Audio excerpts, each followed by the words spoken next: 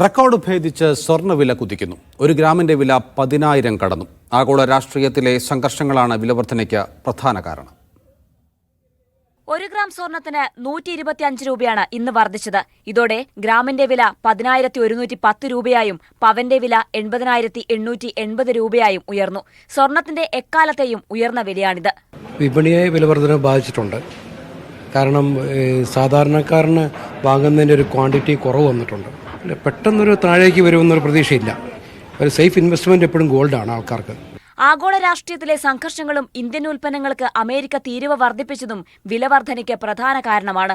US federal reserve പലിശ നിരക്ക് കുറയ്ക്കുമെന്ന സൂചനയും ഒരു കാരണമാണ്. ഓൺലൈൻ സ്വർണ്ണ വ്യാപാരത്തിലെ നിക്ഷേപകർ ലാഭമെടുക്കാതെ വ്യാപാരം തുടരുന്നതും വിലക്കയറ്റത്തിന് ഇടയാക്കിയിട്ടുണ്ട്. മീഡിയ 1 കൊച്ചി.